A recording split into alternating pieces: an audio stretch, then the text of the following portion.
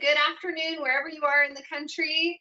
It's good to see you guys, even though I don't see you right now. I'm here with Brent Kesler and Hannah Kesler. You saw her arm there a little bit for a second.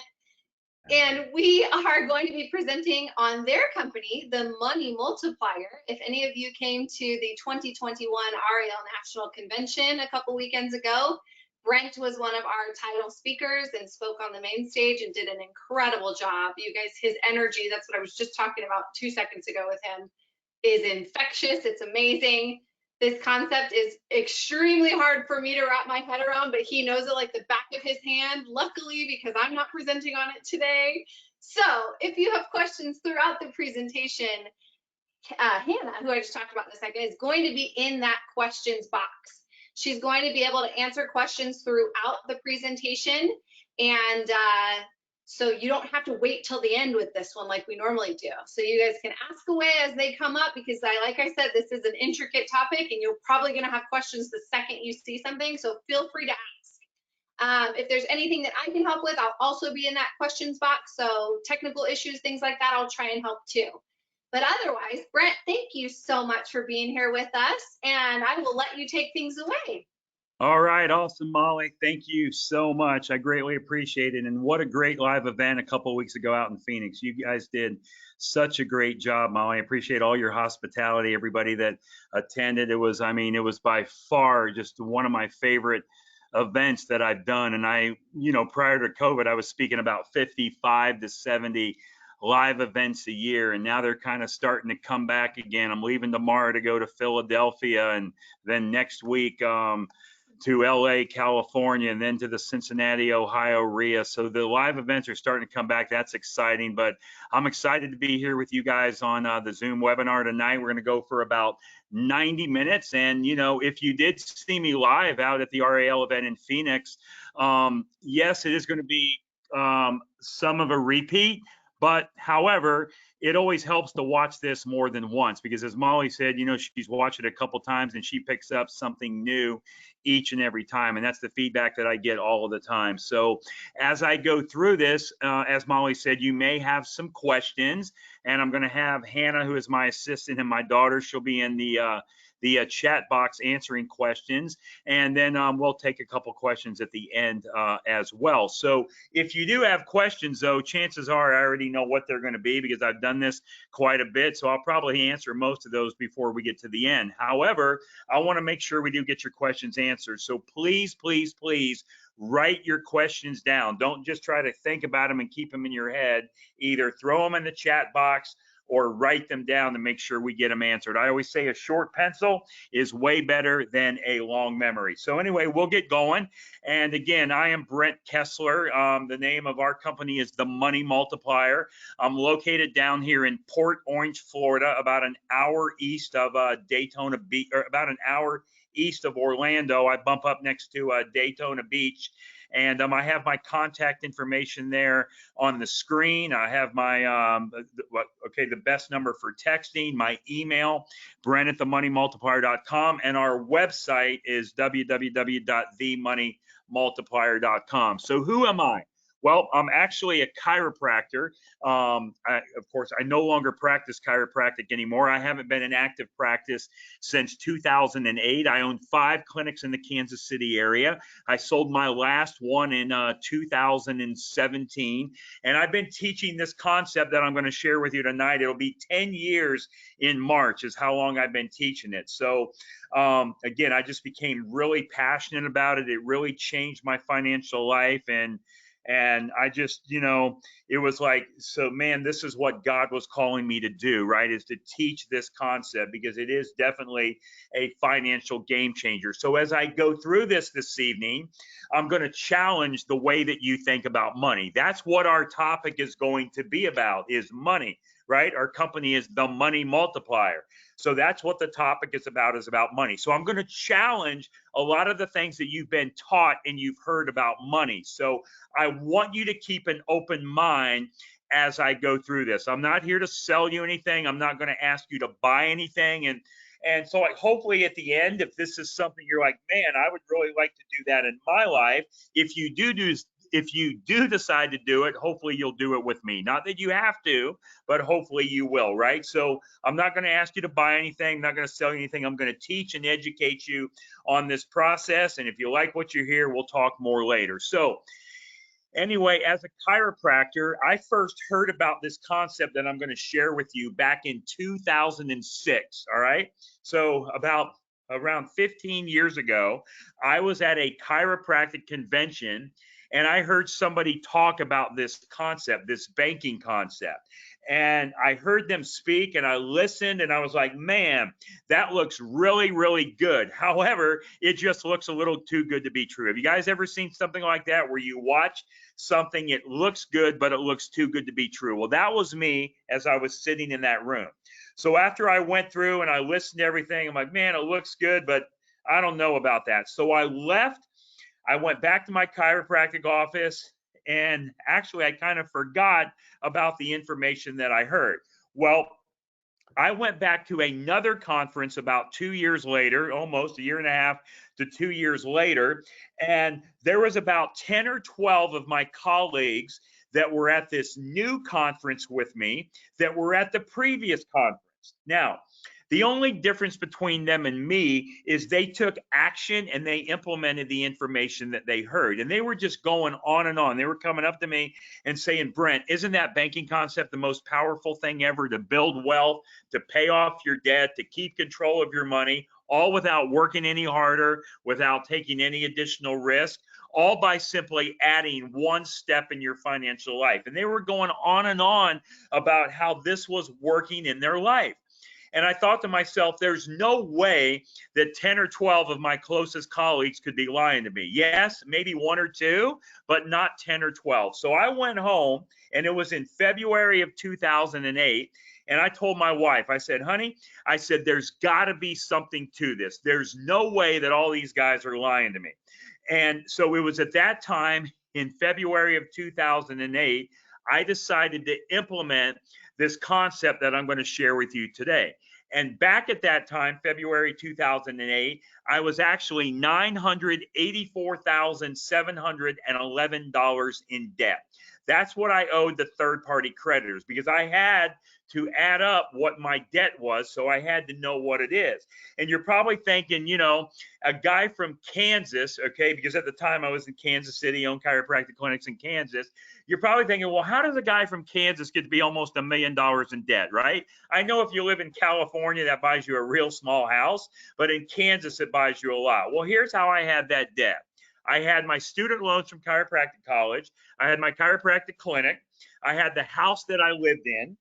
I also had a house on the Lake of the Ozarks, which I still do today, between St. Louis and Kansas City. And just as I said, it was at the Lake of the Ozarks. So if it's on a lake, I have to have a boat and a wave runner too, right? I mean, you can't have a house on the lake without a boat and a wave runner, right? I'm also an airplane pilot. So as an airplane pilot, I had to have my own airplane. So it didn't take me a lot to become almost $1 million in debt. Well, I put this concept into place that I'm going to share with you tonight. And I was able to pay that off in 39 months, 3 years and 3 months. I didn't have to change my cash flow. I didn't work any harder, take any additional risk, or lose control. I simply added one step in my financial life. And that's what I'm going to share with you this evening. Now, the concept that I'm going to teach you is not something I invented. As a matter of fact, the guy that wrote this book, Becoming Your Own Banker by R. Nelson Nash, this is a book that changed my financial life.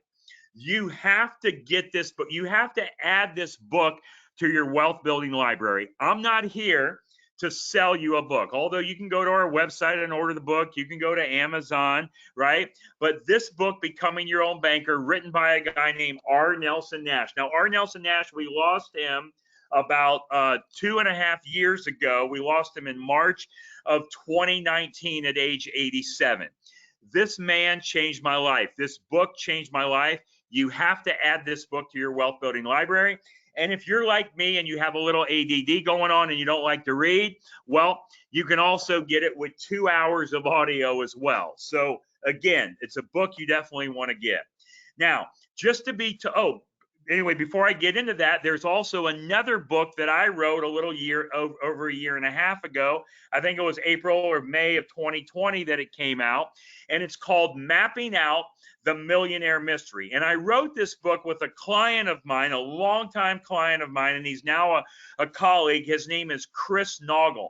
Now, a lot of you guys may have heard of Chris Naugle, especially if you're active in the real estate world. Chris Naugle is from Buffalo, New York.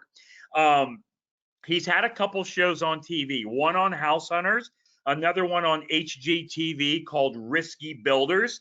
If for some reason that you are not following Chris Naugle on social media, Facebook, Twitter, Instagram, you need to go follow Chris Naugle. Chris does what he has is a Wealth Wednesday webinar every Wednesday at 1 p.m. Eastern time. He does another segment on the same day, Wednesday at 4:30 Eastern time, called Ask Me Anything.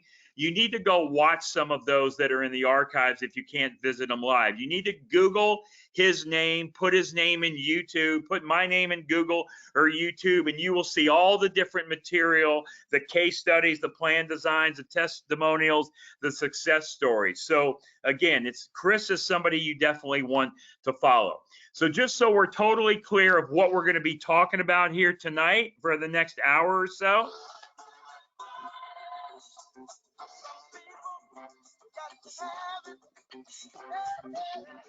That's right. We're going to talk about money. I'm going to talk to you about how your money actually works. Before I end today, I'm going to show you how to get all the money back on every product or service that you're going to buy. So what that means is not only do you buy the product or service, and the thing you do is you give them the money, and in exchange, they give you the product or service that you're buying.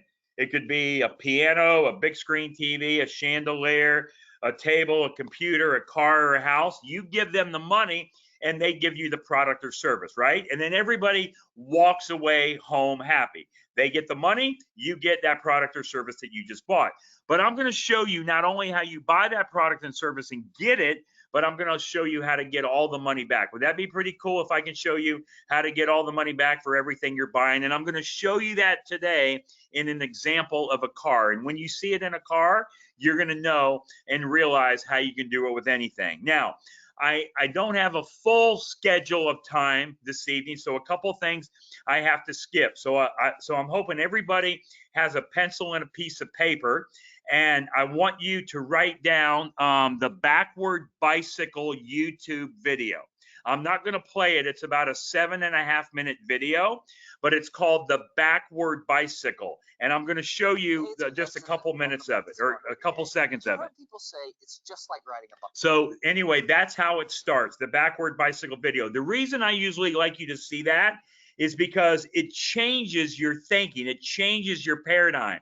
Because the information that I'm going to go through with you tonight, I'm going to challenge what you are thinking and what you've been taught about money. So keep an open mind, because what I'm going to go over with you is not what you're doing with your money most likely. It's not what your parents taught you, your grandparents, your friends, your colleagues, and your coworkers are doing.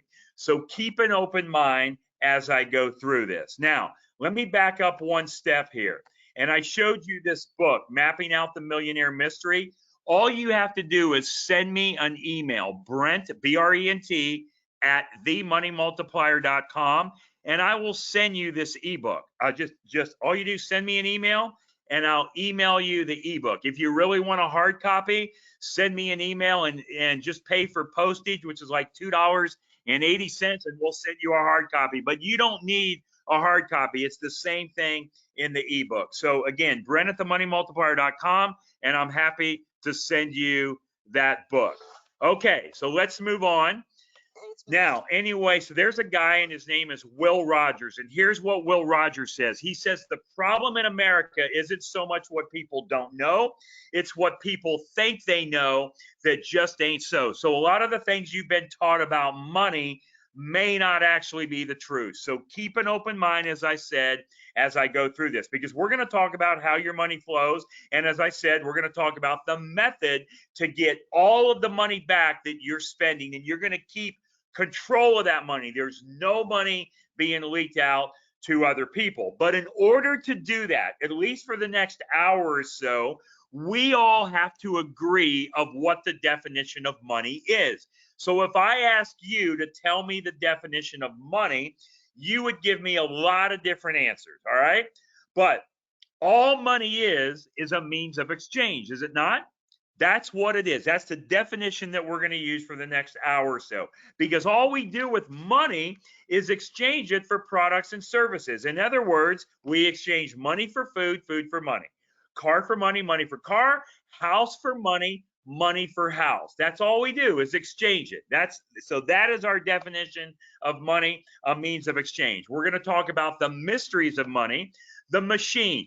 Pretty soon, in just a few minutes, I'm going to show you what that machine is that we are going to use to build, keep, and create and generate wealth. And it's going to surprise a lot of you. A lot of you are going to say, hey, I know everything there is to know about that, and I've never heard about that. How could we possibly use this vehicle to create wealth for our family and recycle and recapture the money that we're spending out? Well, let me just tell you, you don't know everything there is to know about this machine, because if you did, you would be doing it in your own life. I'm going to show you what that is in a minute, and it's going to surprise a few of you. We're going to talk about the mission, the marathon. This is not a sprint. It's not a get-rich-quick deal. This is one simple step that you're going to want to add into your financial life. You see, I don't want you to work harder, change your cash flow, take any additional risk, or lose control. I don't want you to change whatever you're doing right now with your money. Whatever you're doing, and if it's working, continue to do it. We're just going to add an additional step. It would be like me driving from my house over here in Port Orange, Florida, basically Daytona Beach, Florida, and I want to go to the Orlando airport. Well, I plug in my GPS, Orlando airport, and my GPS is going to take me there. But now I'm driving down the highway and I see my gas tank is low and I got to stop and get gas. Well, what did I do? All I did is I made one extra step. I'm not really changing where I'm going or my direction. I just had to make one stop. And that's what we're doing with our financial life, is we're adding one additional step. We'll talk about the millionaire and the movement. All right. Now, there's three calculators that you have here on the screen. And I want you to look at the one on the right, the one in green. I'm going to just assume that everybody on this call has a checking account or a savings account in the local bank, wherever you bank. I live in Port Orange, Florida. Molly lives in Phoenix, Arizona. You might live in California, Michigan, Texas. You guys all have a checking or savings account. It could be at the Bank of Florida, the Bank of Arizona, the Bank of California, Wells Fargo, Chase, US Bank, whatever it is. And I'm going to make believe you have $25,000 in that account, and you found a really good bank and they're paying you 4% interest on your money. Now, I know they're not paying you 4% interest. I get it. You're not making 4% interest in your checking or savings account. But let's just make believe you found a really good bank and they're paying you 4% interest, all right? Well, I am going to be your local banker wherever you do business at. So we'll just call me Banker Brent. And you have this account in our bank, 25 grand, earning 4%. And you come into me and you say, Brent, I want to go out and buy a car, and the cost of that car is $25,000. So I want to take my money out of the bank that's earning 4, and I want to go pay cash for the car. And I say, no, no, no. You do not want to take the $25,000 out of the bank to go pay cash for the car. Instead, you're going to leave the $25,000 in the account that's paying you 4% interest, and I'm going to make you a loan for $25,000, and I'm going to charge you 6% interest for that car loan. Now, let's say we go to a bank and we borrow money to buy a car, okay, a $25,000 car. How long do we normally finance that car for? Yeah, a lot of you guys say 5 years, 4 years, 6 years. It doesn't matter. We're going to say 5 years or 60 months. It doesn't matter if it's 48 months, 72 months. I just want you to get the concept. So here's what I'm saying. The thing is I want you to keep that money in that bank account earning 4% to 25. I'm going to make you a loan for $25,000 at 6% interest. And over the same equal time period, in this case, over 5 years or 60 months, our bank will pay you more money on the 4% that you're earning than you will pay us on the 6% that you're borrowing. Now, is that a true statement? In other words, is it possible for you to make more money earning 4 at the same time you're paying 6? You're thinking, well, no, Brent, that's not right. Over the same equal time period, I earn 4 and pay 6. I'm losing 2%.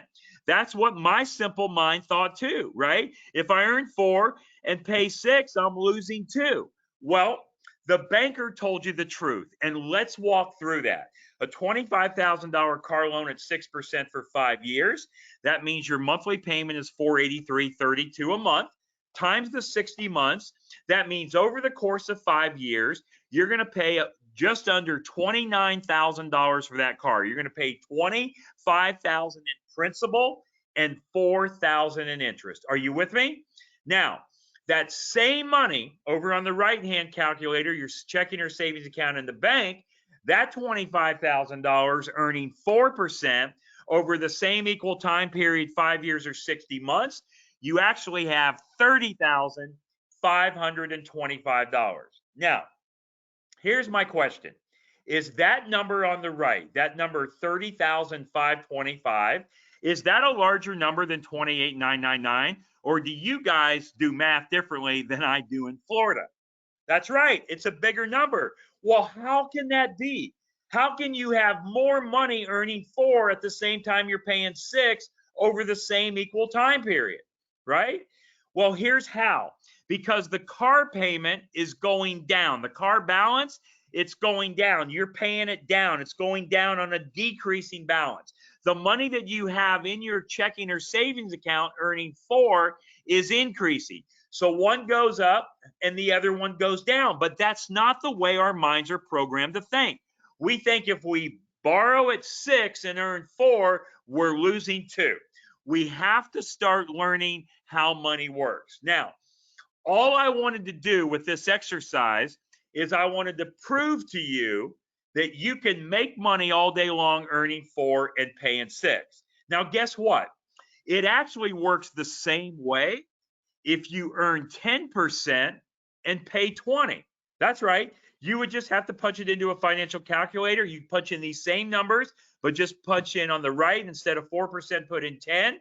And so the interest you're paying is 6%, or is 10% instead of 6. That's right. You actually make more money earning 10 at the same time you're paying 20. All right.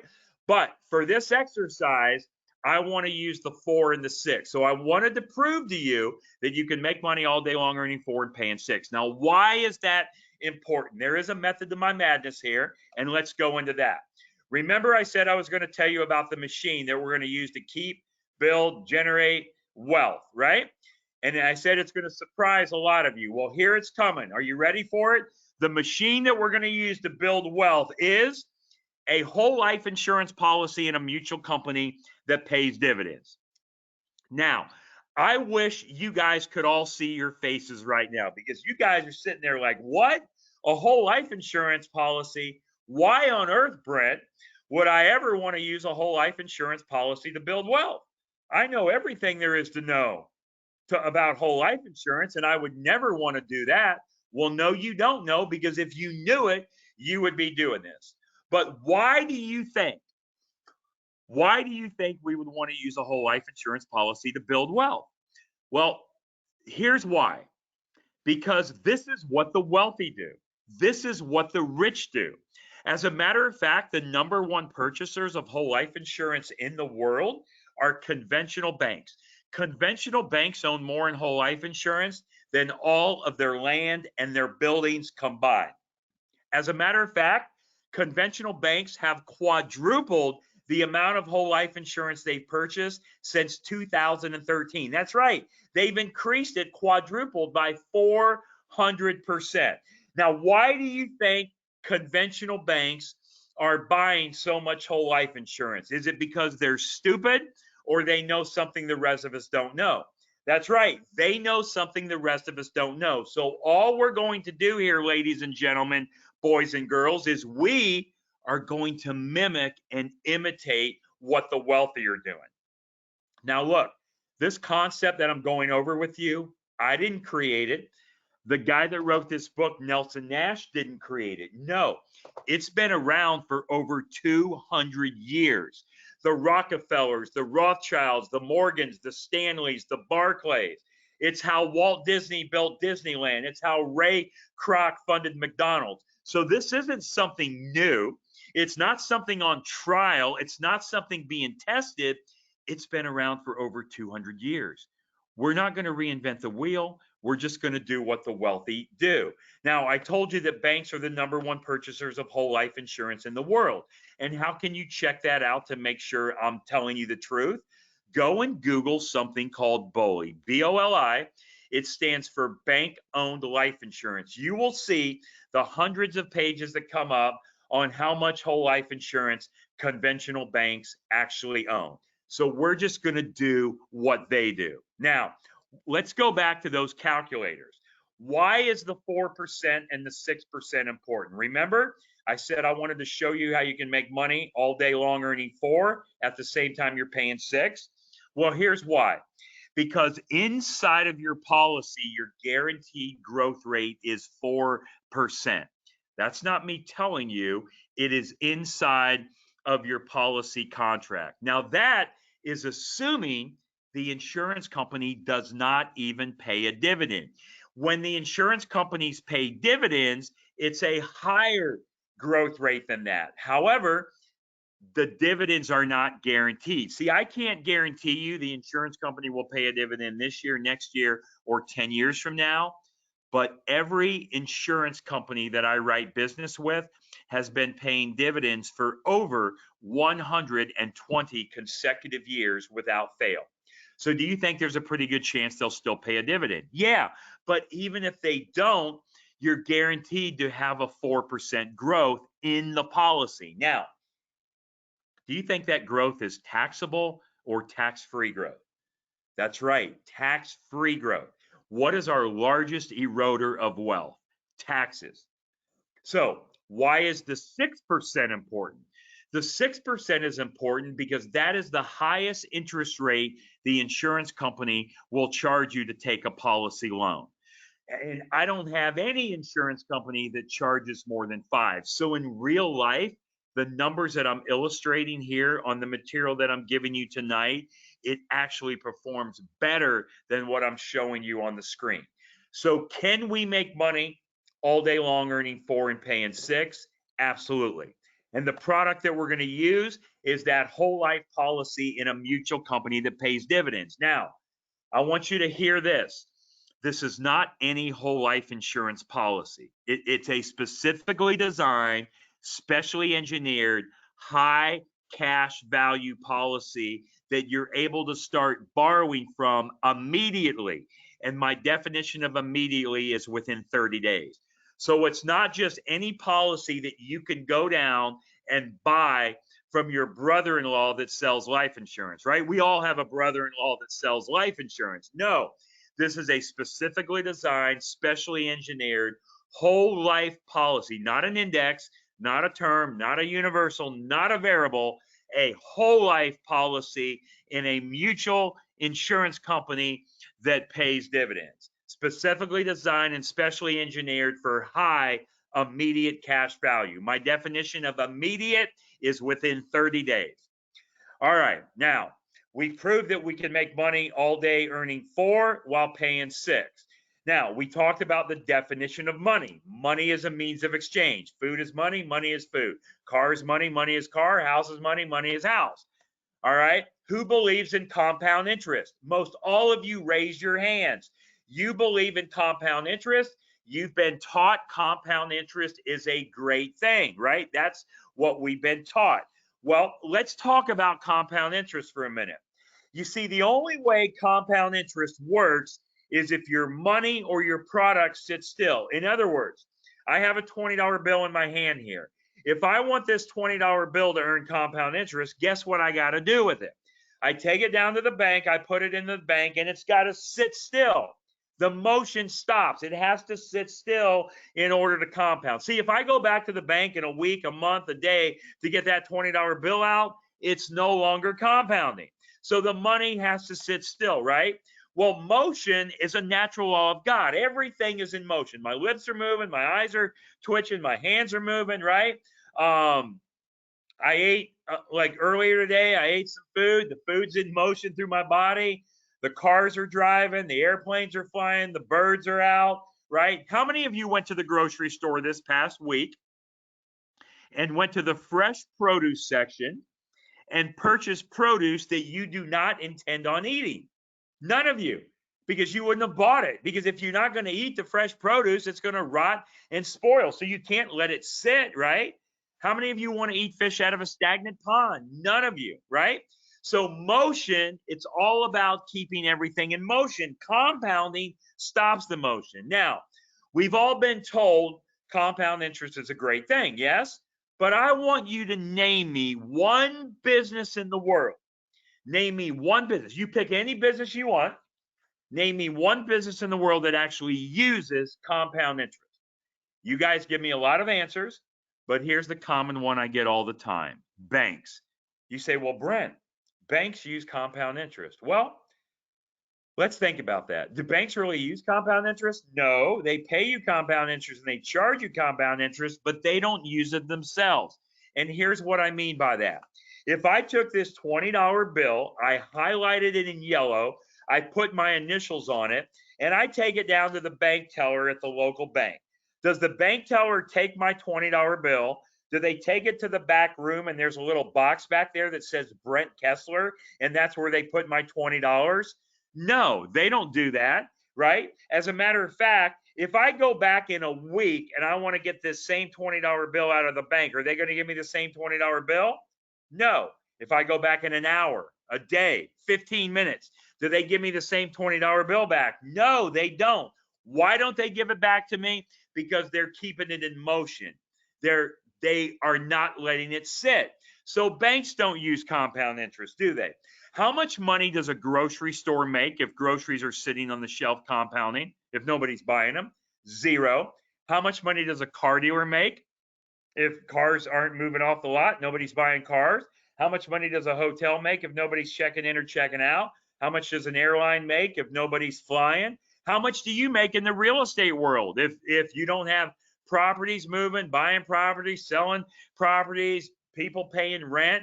Zero, zero, zero. See, not one business in the world actually uses compound interest. Isn't it a little bit strange that all the major institutions, banks, Wall Street, mutual funds, insurance companies, they all tell us to park our money with them and leave it sit still, but they don't do it themselves? If it was so good to let your money sit and compound, why aren't they doing it? I'm just trying to get you to think about what's going on. Now, I know a lot of you guys believe in this compounding thing because a lot of you guys have a 401k, an IRA, or a qualified plan. So how come you have that? Well, here's why you put money away in one of those plans. Number one, your parents, your grandparents, your friends, your colleagues, your coworkers are doing it. Well, let me ask you this. So the thing you do is you take that money and you put it in these plans. And why do you put it there? Because you want to have more for later. You're putting it in today to have more for later. Okay. Well, let me ask you this. Is there any guarantees that money is going to be there in your qualified plan later when you go get it? No. Well, yeah, there is one guarantee. It's guaranteed to never go below zero. But how exciting would that be if that actually happened? Wouldn't that suck? And a lot of you guys may have already known that because you've had it long enough to where you've experienced losses in your 401k, IRA, or qualified plan. So who's controlling that money? Is it you or somebody else? That's right. Somebody else is controlling it. And I want to ask you this. I want you to tell me everything you know about your 401k, your IRA, your qualified plan. Tell me everything you know. Wait a minute. I'll tell you what you know. Here's what you know. You know if that account goes up or down based on the quarterly statements that you get. And you may know if it's invested in a low, moderate, or high risk category. But other than that, most of you guys don't know crap about that 401k, IRA, or qualified plan. I'm just trying to get you to think about what's going on. But I haven't convinced you yet, so let's talk about this. I want to ask you 3 questions, and I want you to think about that 401k, IRA, qualified plan. Number 1, is $1 worth more today or in the future? Today. If you ever forget that, think about how many candy bars you could buy 20 years ago for $1, how many you could buy today. Number 2, are taxes going to go up or are they going to go down? That's right. They're going to go up. They've been going up. The history has been taxes go up. Even if they don't go up, aren't we taxed on more stuff all the time? I mean, look at what's going on. Look at the news, inflation and taxes right now. The president of the United States ran his campaign on increasing taxes. Now, look, I don't care if you're a Republican or a Democrat, or I don't really care who the president was going to be. Taxes were going to have to go up anyway because somebody has to pay for all the crap that's going on. That's just my opinion. Question number 3, if you have a choice to pay tax on the small amount of the seed or the large amount of the harvest, which one do you want to pay tax on? Well, obviously the small amount of the seed and not the big amount. I agree with all 3 of those answers. But by you putting money in a 401k, IRA qualified plan, you are violating all of those answers because you're giving up good dollars today to get paid back with non-guaranteed dollars in the future. Because how long do you have to wait to get the money? You got to wait until you're 59 and a half without paying the penalty, right? And even when you do go get the money out of that plan, you got to pay tax. So the taxes, all you're doing is kicking the can down the road. And you're going to pay a higher tax because taxes go up, and you're going to pay it on the harvest and not the seed. So I'm just trying to get you to think about what's going on. Let's go one step deeper. We said money is a means of exchange. Food is money, money is food, car is money, money is car, house is money, money is house. Let's say we get done tonight with this Zoom meeting we're on. And let's say we go to the grocery store and we want to buy a loaf of bread or a gallon of milk. Are you going to bring that loaf of bread home and a gallon of milk home? Are you going to put it in the freezer and wait 5, 10, 15, 20, 25 years to drink the milk or eat the bread? No, man, that'd be crazy. What about if we go buy a car or a house today? Are you going to wait 10, 15, 20 years to drive the car or move in the house? That would be ridiculous. Well, why are you doing that with your money? You told me all of those things equal money. See, people do things with money they would never do with things that money buys. You would never buy a loaf of bread, put it in the freezer, and wait 10, 15, or 20 years to eat it, would you? But you'll put money in a 401k and IRA qualified plan, and you'll hope to get more later. I'm just trying to get you to think. One more thing, and we'll leave this subject. I want you to think right now. I want you to think of everybody you know at retirement age. Take 10 seconds and think of that. Every individual that you know that's at retirement age, it could include yourself on this call. How many people at retirement age have you ever met in your life that are totally happy, ecstatic, elated, joyful, excited about how their retirement plan is performed for them? Probably not a lot, if any, because you all know, every one of you, I would almost guarantee, you all know people at retirement age that are out in the workforce, not because they want to be, but because they have to be for survival, because their 401k, IRA, qualified plan, their pension did not turn out the way they thought it was going to. All right, let's move on. Let's talk about how does a bank work. This is how your bank works. No matter who you do banking with, this is how it works. Let's say that you have $100,000 of your money. Don't get wrapped up on the amount. It could be $1,000 or $1 million. It's your money. That's the point I want you to get. And remember, I said you found a really good bank. So anytime you get money in, whenever it comes in, whether it comes in as active income, passive income, investment income, whether it's a check in the mail for your birthday from grandma, right? You take that money and you put it in somebody else's bank. Now, I said you found a good bank, and the bank has to pay you 4% interest on that money you just put in there. Well, that money is a liability to the bank now because they owe you interest, right? Well, how does the bank take your money and turn it into an asset? They loan it out. They lend it out. That's what banks do, right? They lend it out. So a loan is an asset to a bank, is it not? But whenever we think of a loan, guess what we think of it as? A payment, a debt, an expense, a liability. We have to start thinking of a loan as an asset. Let's walk through it. So here's what you do. You put your money into the bank. That bank's going to give you 4% interest. Then when you put the money in the bank, guess what you do? You go out back to the bank and say, Mr. Banker, I need to buy a house. Can I borrow some money, right? How many of you on the call have ever borrowed money from a bank to buy a house? Probably a lot of you. So the bank says, sure, Mr. Depositor, I'll loan you some of the money that you put in here, and I'll make you a loan, and I'm going to charge you 7% interest on the loan. Don't get hung up on the numbers. I want you to get the concept. You'll see where I'm going. So if you borrow money from a bank, are you expected to pay the bank back with interest? Absolutely. So who's in charge of that transaction? The bank. All right. Who, like on here tonight, besides myself, has ever went to a bank to borrow money for a car? A lot of us, right? Well, let's just call that 8%. We borrow money for a car at 8%.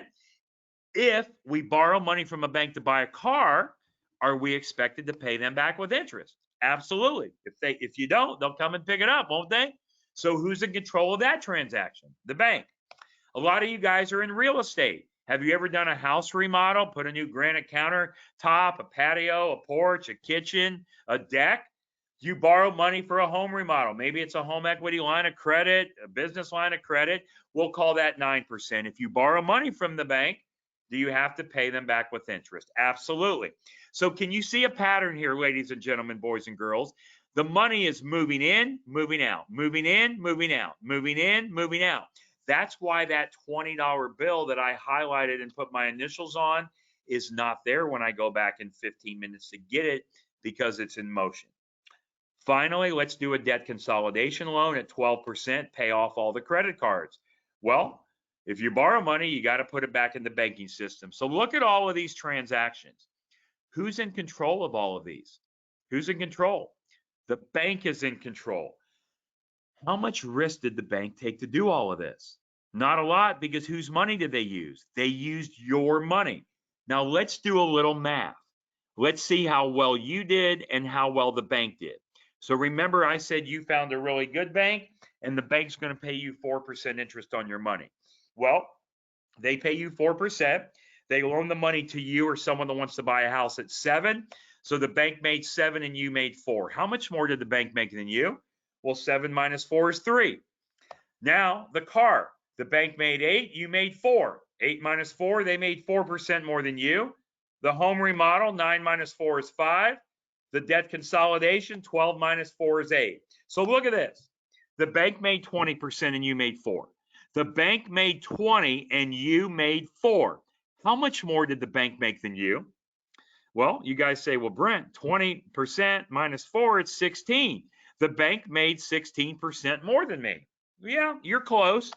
What about 500% more than you? Because look, if you made $4 and they made $20, didn't they make 5 times the amount of money that you made? Absolutely. So banks are making 400 to 1,300% annually on the money that you're leaving there each and every year. Now, I know what you're thinking. You're thinking, Brent, I hear you flapping your gums and moving your lips, but how do I really know that's true? How do I really know banks make that much money on me? All you have to do is you go out and get this report. It's called BauerFinancial.com, B-A-U-E-R, BauerFinancial.com. You can get the report, the annual report for any bank. It could be a big bank that you all know the name of, or a little small town bank, right? Get the annual report. I don't care if you get it from this year, last year, 10, 20, 30 years ago. You will see on that annual report that banks make no less than 400% on your money that you leave there. I challenge you to go do this exercise. I've been teaching this now for almost 10 years. I started teaching it in March of 2012. And it'll be this March, it'll be 10 years. And I speak on this topic a lot, and I ask you guys this every time. I say, go find me a bank that makes less than 400% annually on your money that you leave there, and I'll change my presentation. Nobody's done it yet, but maybe you'll be the first.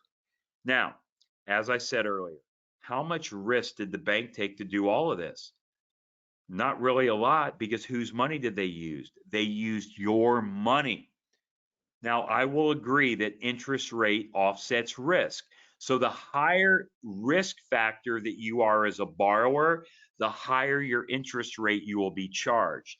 But if you're too high of a risk, is the bank going to loan you money anyway? No.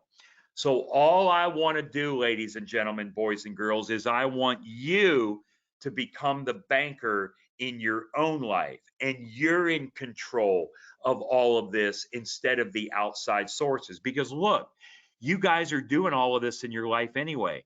You're buying houses, you're buying cars, you're buying investment properties, you're buying RALs, your home remodels, you're paying with credit cards. Who's getting all of your money? Where is it going? It's leaving your family. When you implement this concept, you now keep control of that money. There's no money being leaked out of your family. All right. So there you go. There's the resource, BauerFinancial.com. And if you find a bank that makes less than 400% annually on the money, let me know and we'll change the presentation. I'm going to skip this next section just for time, but don't worry. At the end, I will show you how you can watch everything that I didn't go over tonight. You'll be able to see everything in full. Now, we're going to get into the exciting part. I'm going to now show you how to get all the money back for all the cars you're going to buy, drive, and own for the rest of your life. What does that mean? Well, see, I don't even know you guys, but I know how you buy cars. You buy cars one of three ways. You either pay cash, you buy bank finance, or you lease the car, right? You guys are all honest. You didn't steal the car. So either way that you buy it, you've got to take your money and you have to give it to the car dealer or whoever you bought the car from. So they have the money, you get the car, everybody walks away home happy. But what if there's a way, just by adding one step in our life, that not only do we give them the money, they give us the car, we get the car, they get the money, but now by adding one step in our financial life, we're able to get all the money back for the car. So we have the car and the money too. Now, if it works for a car, it's going to work for anything. Anything. A TV, a piano, a chandelier, a table. It'll work for dining room chairs, a computer, a cell phone, a glass, jewelry, clothing, whatever. A house. What about an RAL? Would you like to buy some RALs and get the money back? Would you like to be able to get the money back and buy the property as well? Or any real estate thing that you do, anything, it's infinite. Remember the infinite banking concept. So watch this, and when I go through this in the next 10, 15 minutes on this section, you're going to see exactly how you do that. Now, remember what the machine that we're going to use to build our wealth. The machine is a whole life policy in a mutual company that pays dividends. So yes, it is a life insurance policy, and you put premium dollars into the policy. You put the premium dollars amount that you want to put in. In this example, we're going to say he's putting in $10,000 a year. Don't get hung up on the numbers. It could be $1,000 a year, $1 million a year, $500 a month, $5,000 a month. You choose the amount of money that you want to put in the policy. I will never, ever, ever tell you how much money to put into the policy. You tell me the amount that you want to put in. Now, when we pay a premium and write a check to the insurance company, we're like, okay, well, that's a payment I just sent to the insurance company. However, if it's going into an account that you control, is it treated more like a payment or a deposit?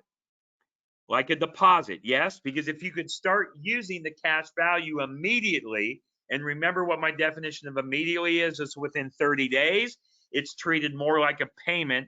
I'm sorry, it's treated more like a deposit and not a payment. And what word do you like better, payment or deposit? Deposit. Have you ever made too many deposits in your life into your bank account? No. So we have to think of the premium as a deposit. It's a paradigm shift. You'll understand more when you watch the backward bicycle video I shared with you earlier. So it is a whole life policy. So it does have a death benefit, but age doesn't matter and death benefit doesn't matter because we're not buying this policy for the death benefit component. Yeah, it's great. It's the bingo, the bonanza, the icing on the cake, and the cherry on the icing. But no, we're buying the policy for the cash value. So I blew this up a little bit. So this cash value column, this is what we're going to focus on. Now I have a lot of columns here. Let me make it easy for you. On the left, all it is time, year 1 to 8, year 9 to 13, and so on. Then you have age and death benefit. Age and death benefit are grayed out because you don't have to worry about age and death benefit because age and death benefit doesn't affect the cash. We're focusing on the cash. So don't worry about age and death benefit. So now that I told you not to worry about age and death benefit, there's at least 3 of you on here that are analytical and you're like, Brent, you got to tell me about age and death benefit or I won't hear anything you say the rest of the night. All right, let's do it quickly. So let's just say we have 3 people. They're going to put in each $10,000 a year into their policy. They're all in equal health. They go into the same life insurance store at the same time. The only difference is their age. One's 20, one's 40, and one's 60. So they're going to put in $10,000 each in their policy. Who's going to have the most death benefit? The youngest one. Who's going to have the least death benefit? The oldest one. That just makes sense, doesn't it? Okay, that's still confusing. What about if you have a twin brother or twin sister? All right, I'm going to just say you are a guy and you have a twin brother, you're a gal, you have a twin sister. Obviously, you're a twin, you're the same age. Well, you are a super preferred Olympic athlete and your twin is an overweight tobacco smoker. And you're each going to put in $10,000 a year at the same time into the same life insurance policy at the same company. Who's going to have the most death benefit? Well, the preferred Olympic athlete will have more than the overweight tobacco smoker. But cash, in all of those examples, it's not affected. The cash is going to be the same or very, very close to no matter what your age and death benefit are. So does age, or I'm sorry, as far as your age and your health. So does age and health affect your cash value? No, it only affects the death benefit. And the reason I'm driving this home is because someone's going to put a question in the chat box or ask it live and they're going to say, hey, I'm too old to do this. No, you're not too old to do this, right? It's just your death benefit will be lower. All right. Now, let's look at the policy premium deposit, the third column. That's what you're going to put into the policy. This individual is going to put in $10,000 a year for 7 years into the policy. Now, remember, in real life, I'm never going to tell you how much to put into the policy. In this example, $10,000 a year for 7 years. Now, in the third year, at the end of the third year, beginning of the fourth year, we're going to borrow $25,000 from the policy to go buy our own car. We're going to borrow the money from the policy, okay? Now, in real life, I would never, ever have you wait till the end of the third year, beginning of the fourth year to borrow from the policy. I want you to start using the cash value immediately. You see the 5831 in year 1 cash value? I want you to start using that immediately. And what is my definition of immediately? Within 30 days. Just know that if you use it earlier and you treat yourself and play honest banker with yourself, pay yourself with interest just like you would pay a bank, the numbers would only be better than what I'm going to show you. All right. So in this case, we waited. We're going to borrow 25. And now, if you borrow money from yourself to buy a car, or if you borrow money from a bank to buy a car, are you expected to pay them back with interest? Absolutely you are. So do you think it's a good idea if you borrow money from yourself that you pay yourself back with interest? Absolutely. But do you ever do it? No, you never do it. See, I don't even know you and I know what you do. You go get money out of the bank from your checking or your savings account or wherever it's at. You go buy the crap that you want and you never have a system to even pay yourself back for what you took out, much less pay yourself back with interest. Well, going forward, you have to start doing that. When you borrow money from yourself, you need to pay yourself back with interest the same way you do a bank. Because if you don't, you're saying your money is not as valuable as the bank's money. So in this case, we're going to borrow $25,000 to buy the car. We're going to pay ourselves back $500 a month or $6,000 a year for a total of $30,000.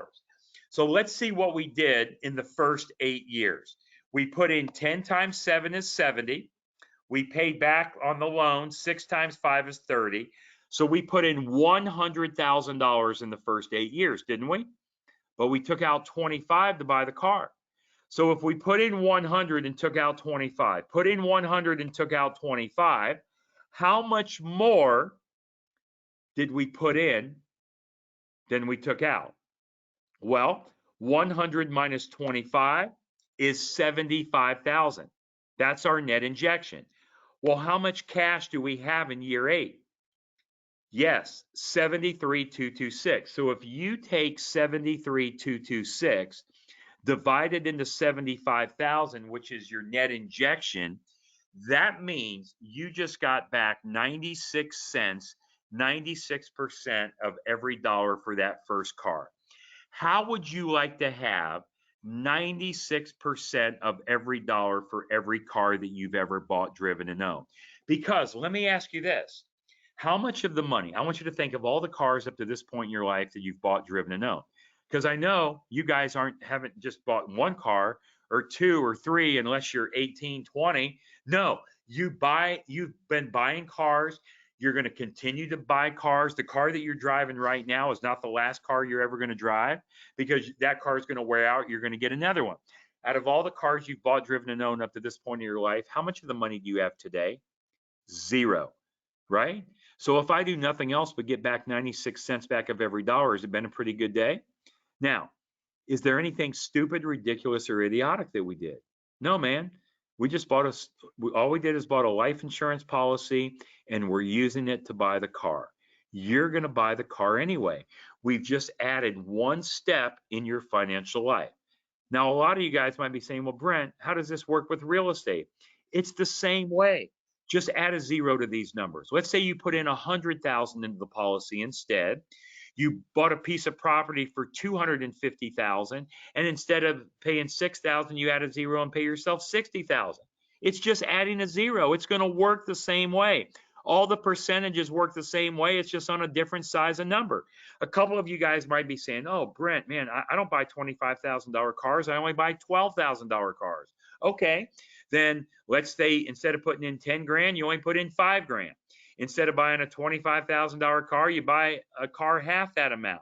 You only pay back $3,000 a year instead of $6,000 a year. It's up to you.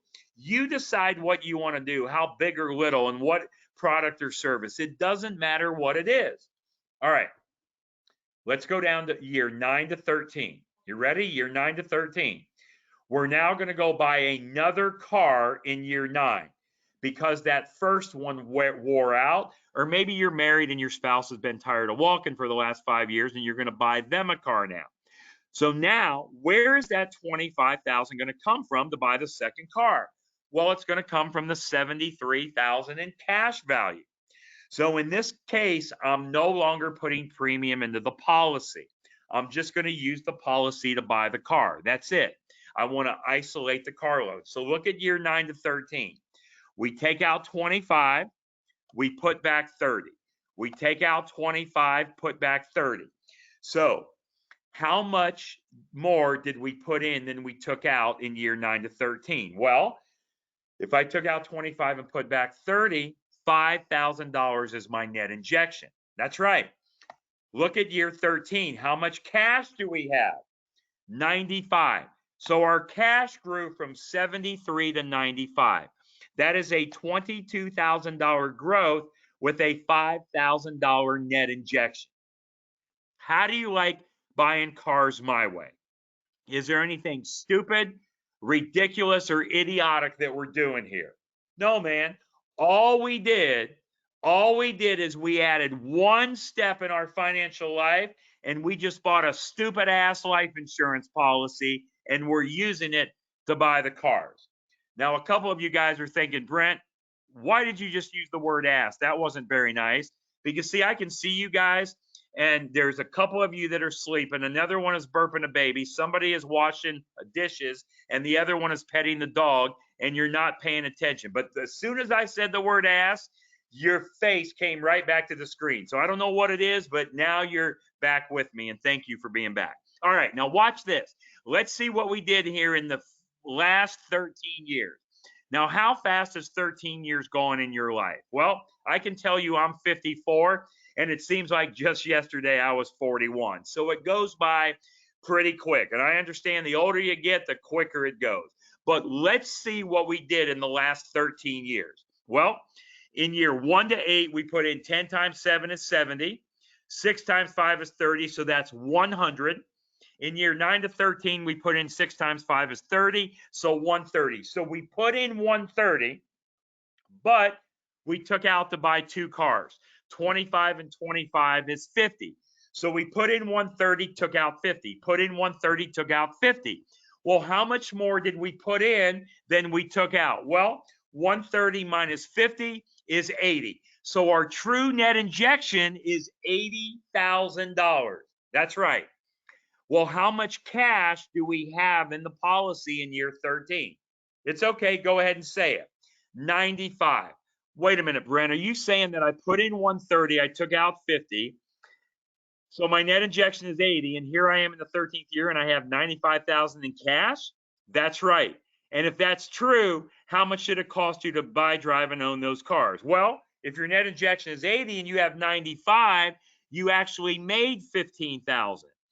And not only do you have 95,000, guess what else you have? You have 2 cars, a 5-year-old car and a 10-year-old car that you've bought, driven, and owned. You can still own it. You can drive it. You can sell it, donate it, give it away, whatever you want. So did I just show you how to get every dollar back for every car you're going to buy, drive, and own? So not only do you get the car, but you get the money back as well. Absolutely. And if I can do this for a car, can I do it for anything else? For example, let's say this wasn't a $25,000 car. It was a $50,000 car. And instead of you paying $6,000 a year back, you're paying $12,000. What would happen to the numbers? They would be twice as big. What if mama and daddy had a $50,000 car? What would happen to the numbers? They would even be bigger.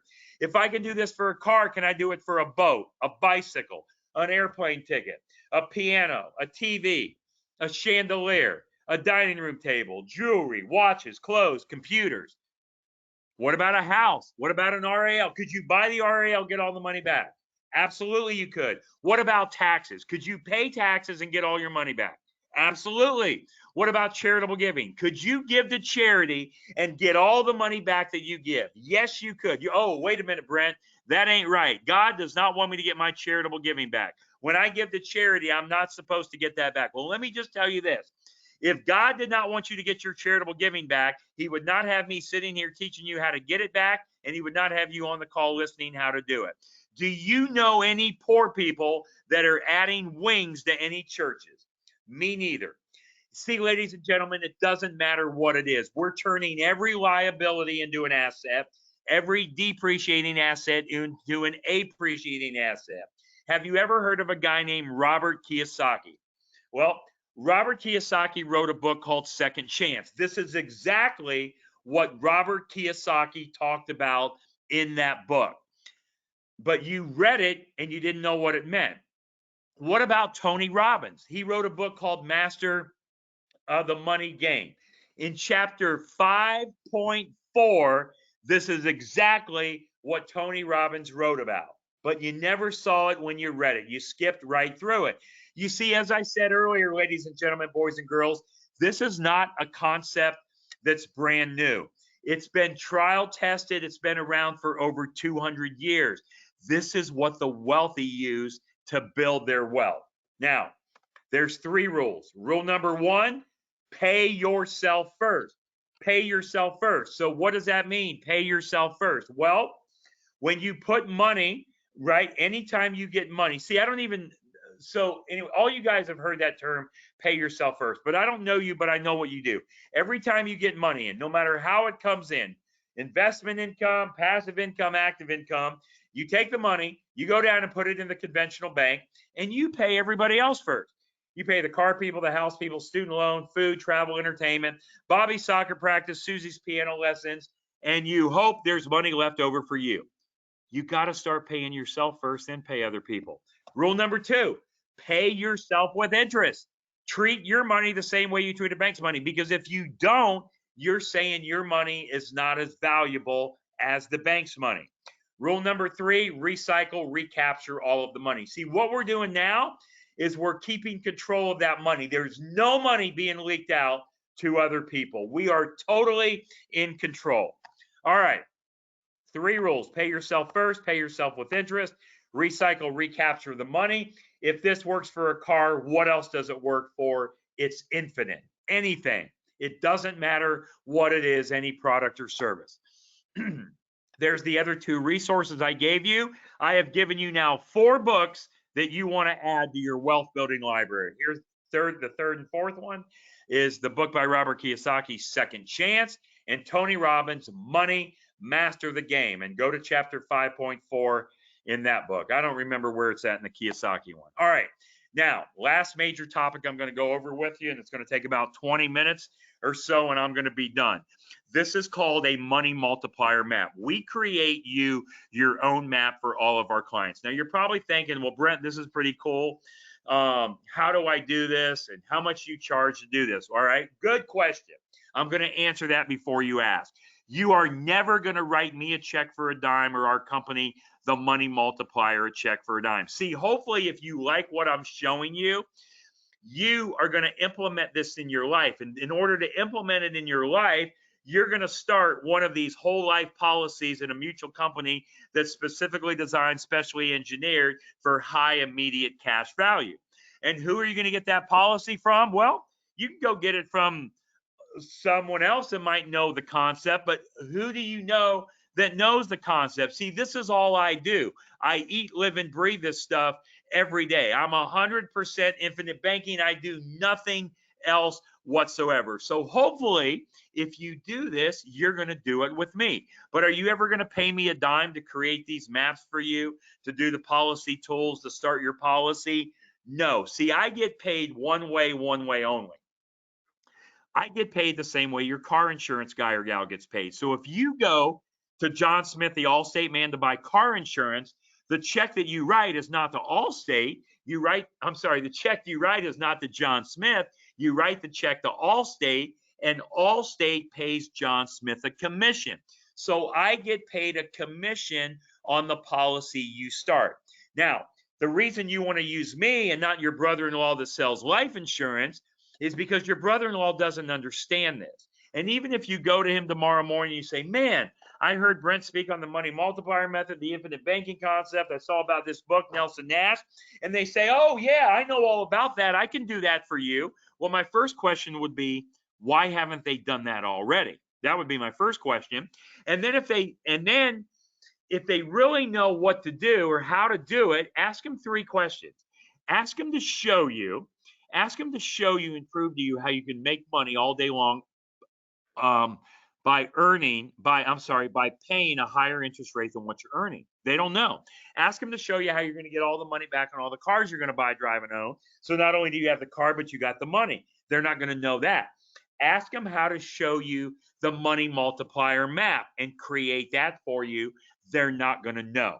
All right, let me run through the map now. All right, we create these for you. So when I'm done with this map, you are going to understand how I paid off $984,711 of debt in 39 months when you see this. All right.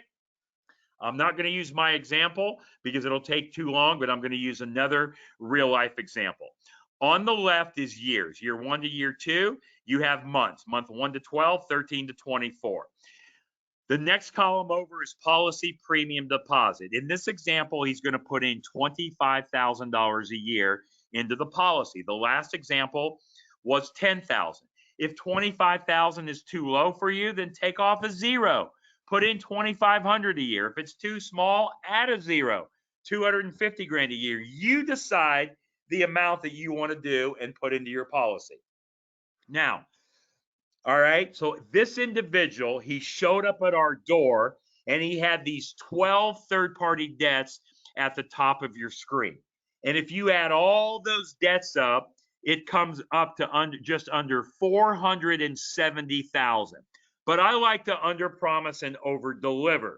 So I want you to write down on your paper that this individual owes $450,000. Write that down on your paper. And who does he owe? He owes these debts up here. He owes Discover, Chase, American Express, Barclays, Lowe's, Nordstrom's, Wells Fargo, private loan, BMW, West Marine, condo, and a house. And in each of those debts, it shows you what amount that he owes as his balance, his minimum monthly payment, his interest rate, and the amount he has left to pay on the loan. All right. Now, left to right, we're going to call it 450. So he's going to put in $25,000 a year into the policy. So let's just assume there's no interest on any of these debts. We know there is, but let's assume there's zero. And let's assume he owes $450.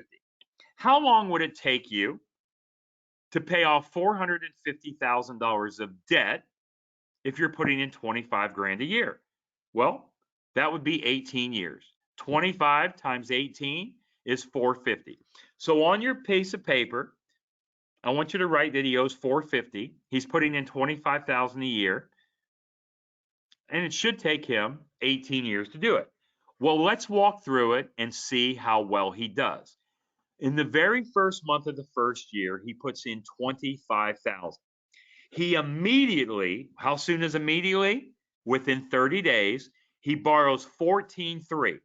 He takes that 14,300 and he's going to start paying down the debt. He's going to pay off Discover, Chase card, American Express, Barclays, and he pays Lowe's down from 9,500 to 7,600. He takes that money that he was paying those first four creditors. Discover was $160 a month, Chase $200, AMX $200, Barclays $228, which equals $788 a month. See, he no longer owes them $788 a month. So what he's going to do is he's going to start paying himself back the $788 a month that he was paying the creditors because he doesn't owe them anymore. So by doing this, is he working any harder? Is he taking any additional risk? Is he changing his cash flow or losing control of his money? No. All he's doing is he's adding one step in his financial life. He's putting money in the policy and then going to get the money to pay the debts. All right. So now we continue to pay ourselves back $788 a month, just like we had already agreed to pay those four creditors.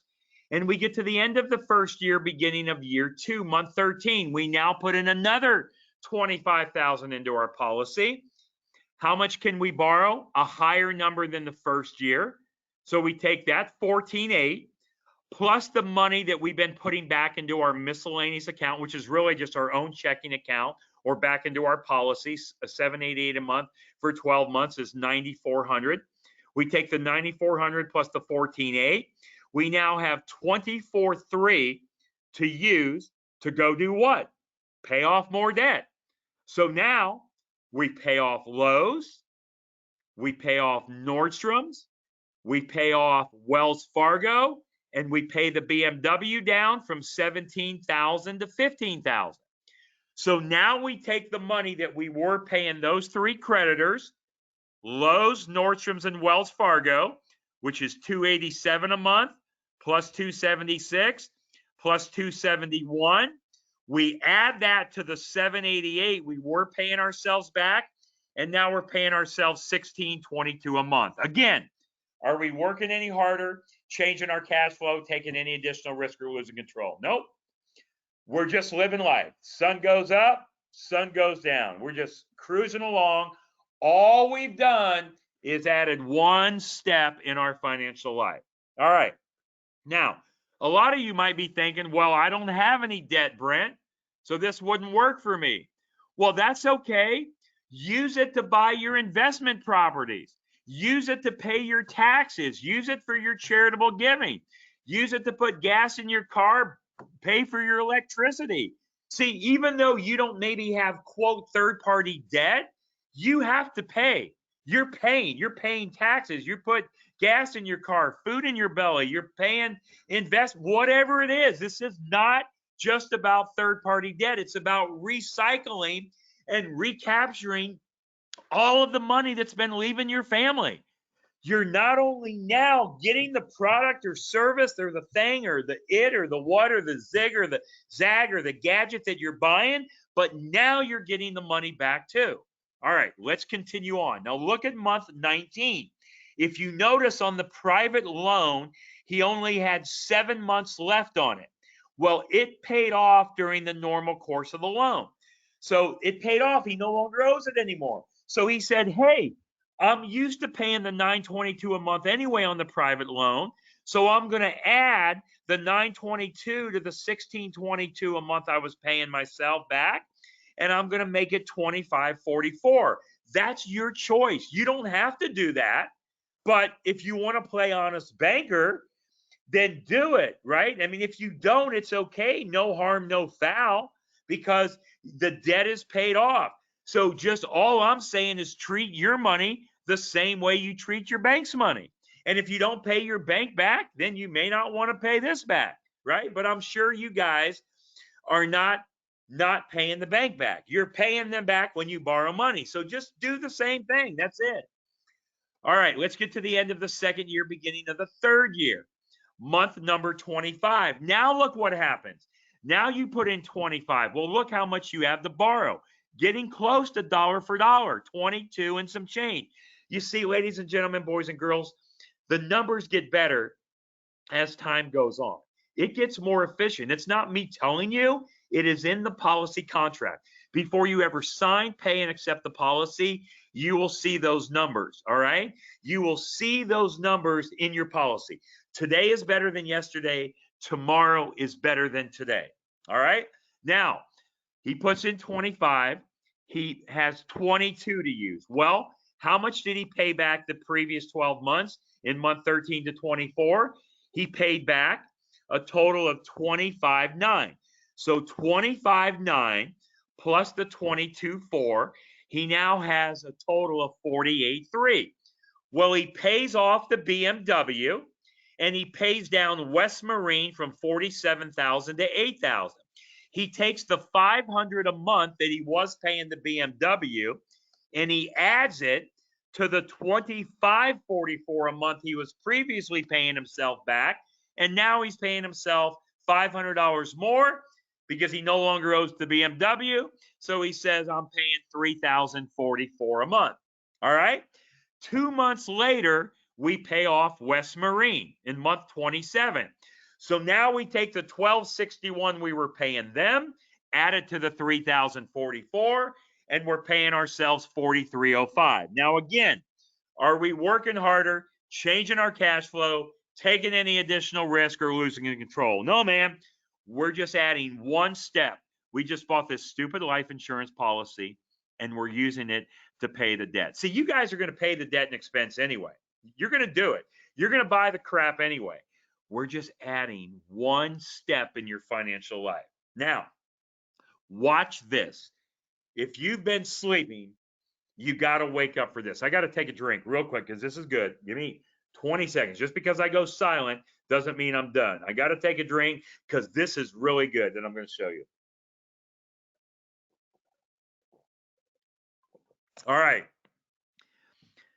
How long have we been doing this so far? We've been doing it for 3 years. So how much money have we put in?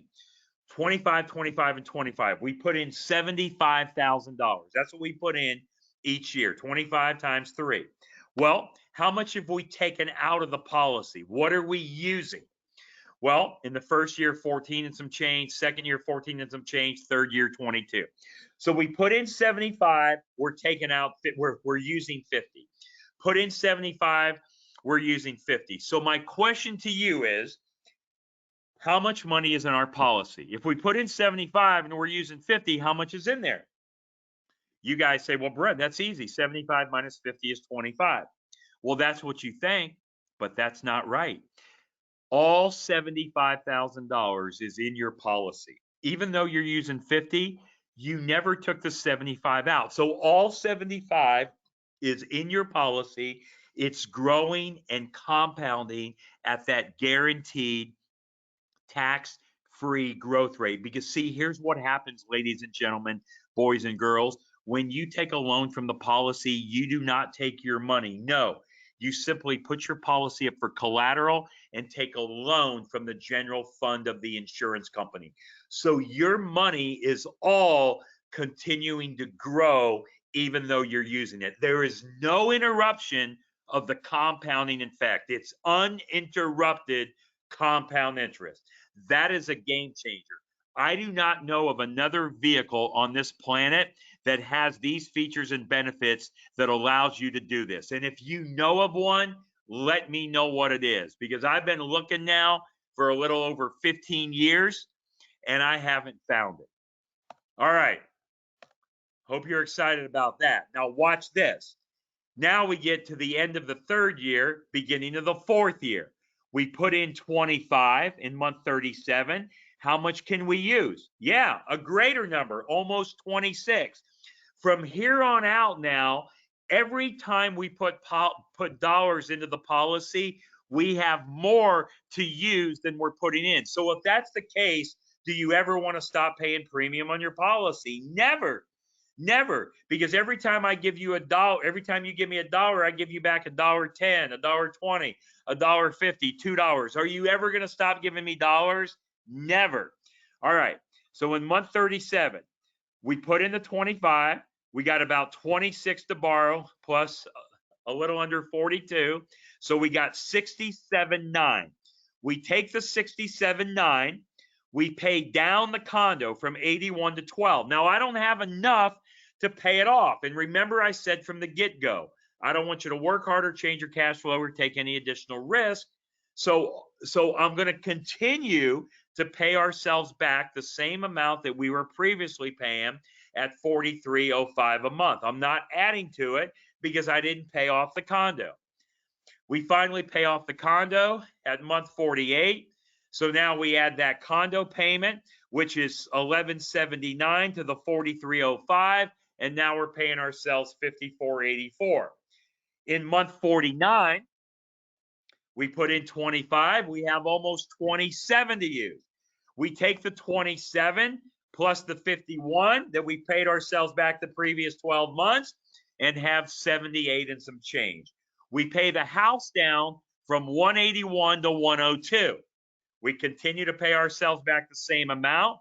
Now we get to the end of the fifth year, beginning of the sixth year, month 61. Now we pay premium again. Well, now we pay premium, but not 25. We only pay 10. I won't go into why we do that, but just know it's all in the design of the policy. So after a certain amount of time, we decrease the amount of premium that you're putting in. Now it's up to you. And the thing that you can continue to pay it, possibly, as long as it doesn't become this thing that we call a mech, and we can talk about that in the question and answer session. Or if you want to decrease it, you can always decrease it even earlier. But in this case, at the end of the fifth year, beginning of the sixth year, month 61, we're going to put in 10,000. And here's what I want you to see. When we put in that 10,000, how much money can we use immediately? That's right, 13,000 and some change. Now listen, guys, I'm not a math genius or anything, but I know if I put in 10 grand and I have 13,000 to use immediately, that is a 30% growth on my money. How much of your money do you want growing at 30% tax-free? Yeah, the answer in month 61, all of it. I will tell you the oldest policy that I have, and I have 19 of these policies. I put in about $500,000 a year in my policy. My oldest one is my oldest policy. I started in February of 2008, so it's about 13 and a half years old. This past February, when I put in a dollar into that 13-year-old policy, for every dollar that I put in, it gave me $2.09 to use. This coming February, when it turns 14 years old, I'm going to put in a dollar and it's going to give me a greater number than $2.09 because it's one more year older. It's more efficient. Remember, the policies get more efficient with time. So now in this example, we're going to go start another policy. Do you see where it says second policy premium deposit? Yeah, you're going to start a second policy. Not that you have to, but let me just tell you, I have over 3,700 plus clients that I work with in every state of the country. 91% of my clients that have been with me a year or longer have more than one policy because they want to add more premium. They want to start more policies and put as much money as they can into this vehicle. Because as I said, how much of your money do you want growing at this growth rate at this time frame? Of those 91%, I have 70% that come back before the first year is even up to start additional policies because they see how effective this works and how efficient our team works with them. So let's look and see what we did. In month 61, we borrowed $13,000 from that old policy that we put in 10 grand into, and we bought a brand new policy of 25 and we had 14 to use. So we got 14, 13, plus the money that we've been paying ourselves back the previous 12 months, month 49 to 60, which is 65.8. So we have a total of 93,000 and some change. Well, how much do we owe on the house? We only owe 90. So we take that money and we pay off the rest of the house. So what we just did here is we just paid off all of this debt. These 12 third-party debts equals almost $470,000 of third-party debt. How long did I tell you it was going to take to pay it off? Go back and look at your paper. I said 18 years. Well, we didn't pay it in 18, 15, 10. We did it in 5 years and 1 month. How happy do you think this family was? Ecstatic. So now do you see how I paid off $984,711 in 39 months? I just went a little faster.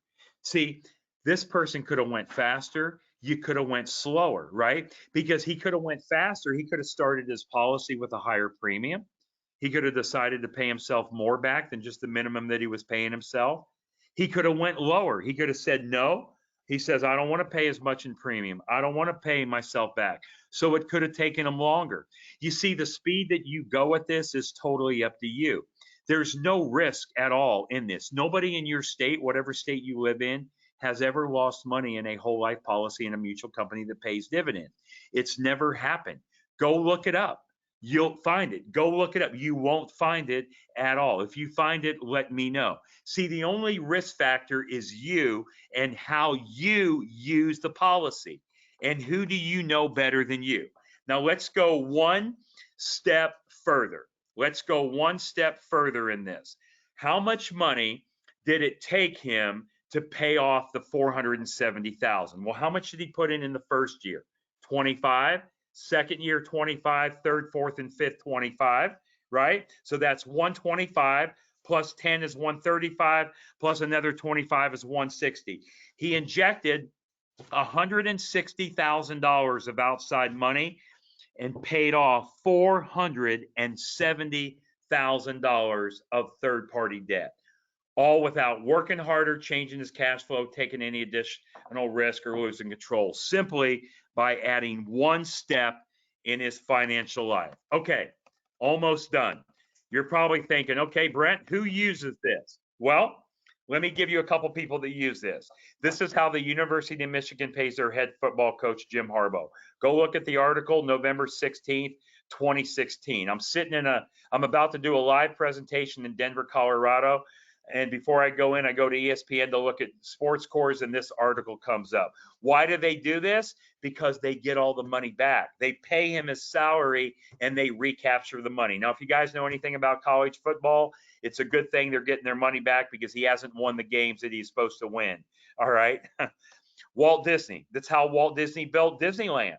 After failing in traditional means of financing, he had to provide his own financing by collaterally borrowing money from his cash value life insurance policy. Who knows? There may not even be Disneyland if Walt couldn't have borrowed from the policy. Ray Kroc with McDonald's, right? He had to borrow money for salary for his employees to cover salaries. He also used some of the money for an advertising campaign called Ronald McDonald. You know Ronald McDonald, right? Pampered Chef. A lady named Doris Christopher started this company called Pampered Chef using $3,000 that she borrowed from her life insurance policy to start this business in 1980. She later sold it to Warren Buffett for $1.5 billion with a B dollars. Who knows if Pampered Chef would even be here? Joe Biden, the president of the United States. This article is from July of 2014, over 7 years ago. Look up on the left. Biden has no stocks, bonds, or savings account.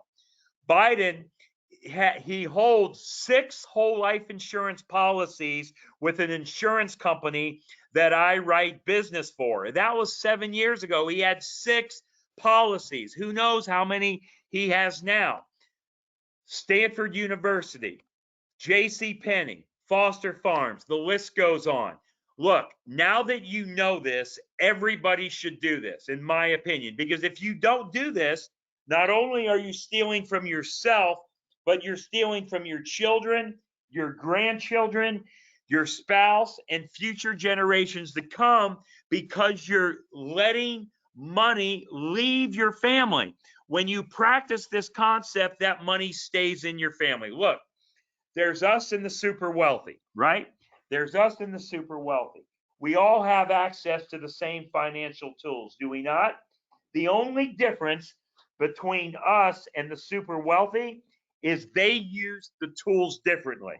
Now that I know how to play the game, I just use the tools that they're using, and I'm building my wealth right along with them. Now, look, I like things to be simple and easy. I don't like the complicate stuff. And I heard this quote back in October of 2008. Have you guys ever heard of a guy named Warren Buffett? Right? I like the things to be simple. I am not the sharpest tool in the shed.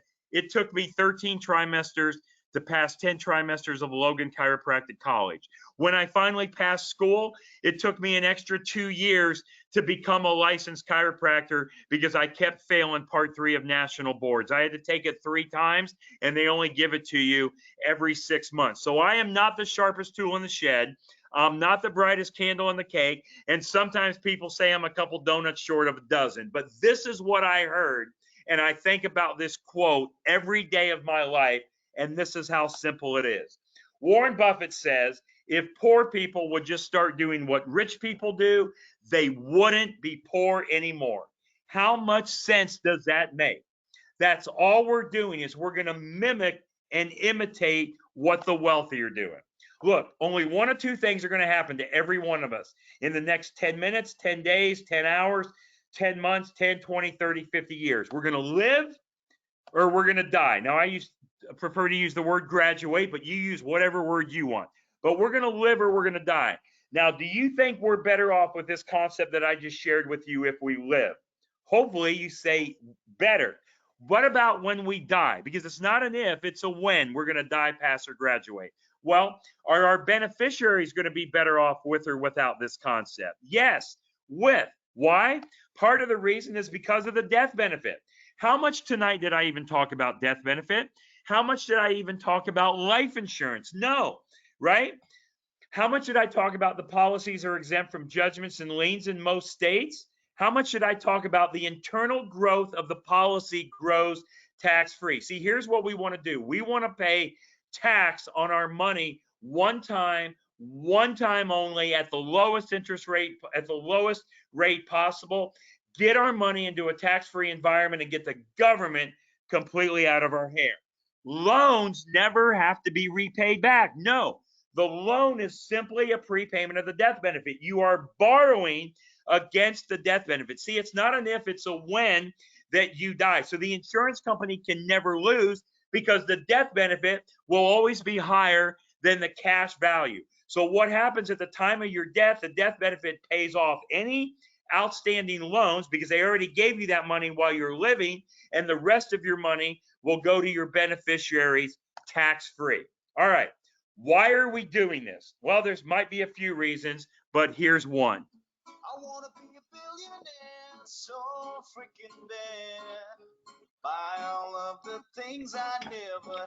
All right, now listen, if this is something that you want to do, oh, and just a reminder, if you want my ebook, Mapping Out the Millionaire Mystery, I will email you the ebook. I'll also email you the full recorded presentation and the downloadable attachments. Just send me an email, Brent@themoneymultiplier.com. Take a picture of this screen. This is my last screen. I'm done in 1 minute. Take a picture of that screen. That's the number to text me on, the 785-248-9637. My email is Brent@themoneymultiplier.com.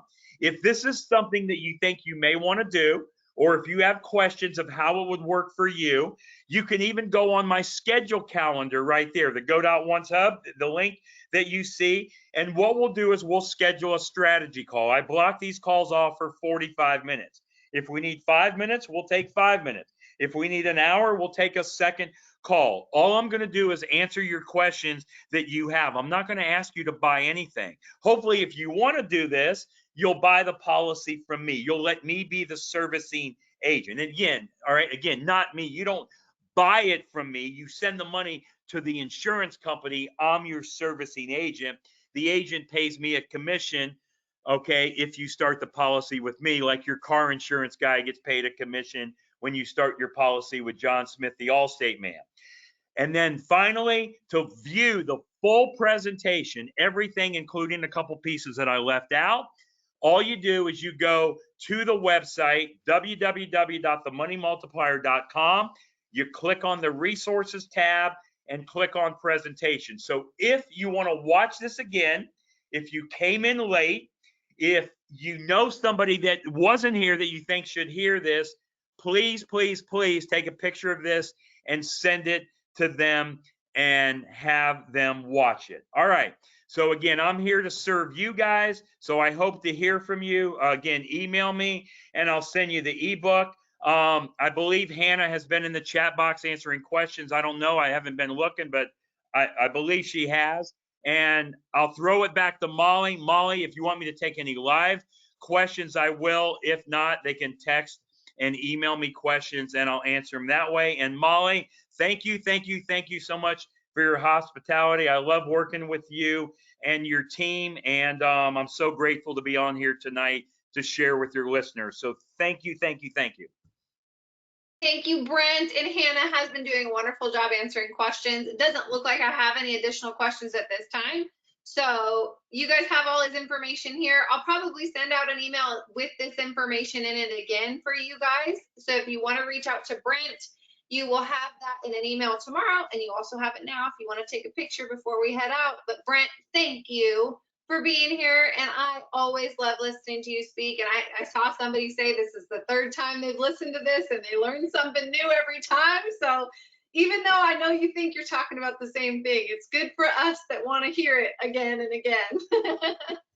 Awesome. Thank you, Molly. Thank you, everybody, for being on. And I'm here to serve you. Reach out to me. Take care, guys. All right, guys. Have a great night. Bye-bye now.